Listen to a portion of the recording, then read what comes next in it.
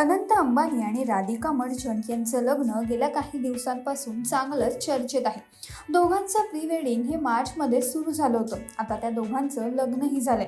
दरम्यान या लग्नात अंबानी कुटुंबातील फॅशन आणि दागिन्यांनी सर्वांचंच लक्ष वेधून घेतलं। आजही लग्नातील कपडे, शाही थाट, सजावट यांची चर्चा सुरूच आहे। अंबानी घराण्यातील महिलांच्या दागिन्यांवरून तर महिलांची नजरच हटत नव्हती। केवळ महिलांचेच दागिने नाही तर अनंतचे दागिनेही लक्ष वेधून घेणारे होते। याचं उदाहरण म्हणजे अनंतनं त्याच्या लग्नात आई नीताच्या दागिन्यांपैकी घातलेला एक दागिना। अनंतने एक बाजूबंद घातलं होतं, जे मूळ मुघल सम्राट शहाजहाची कलगी होती। माणिक्ये, हिरे आणि प्राचीन स्पिनेल पासून बनवण्यात आलेल्या या सुंदर बाजूबंदची किंमत ही जवळपास 200 कोटींच्या आसपास असल्याचं म्हटलं जातंय। मे 2024 मध्ये नीता अंबानी या मुंबईतील मिस वर्ल्ड या कार्यक्रमात सहभागी झाल्या होत्या।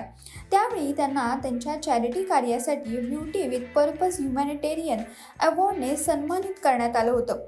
या खास दिवसासाठी नीता अंबानी यांनी काळी बनारसी साडी नेसली होती, ज्यावर सोन्याचं आणि जरीचं सुंदर कामही केलं होतं। साडीसोबत त्यांनी मॅचिंग ब्लाऊज सुद्धा घातला होता आणि मेकअप देखील हलका केला होता, तर केस मोकळे सोडले असून काळी टिकली लावली होती। मात्र या संपूर्ण लुकमध्ये कोणत्या गोष्टीने सगळ्यांचं लक्ष वेधलं असेल तर ती कलगी होती, जी बाजूबंद म्हणून त्यांनी घातली होती। त्या कलगीनं त्यांची शोभा आणखीनच वाढवली। कलगीविषयी बोलायचं झालं तर परंपरेनुसार कलगी ही पगडी अर्थात फेट्यासोबत घातली जाते। कपाळावर असणाऱ्या या दागिन्याचं मुघलांमध्ये महत्त्वाचं स्थान, सन्मान आणि राज्याच्या सुंदरतेचं प्रतीक मानलं जात होतं। त्यामुळेच अनंतनं जी कलगी घातली होती त्याकडेच सर्वांचं लक्ष वेधलं गेलं।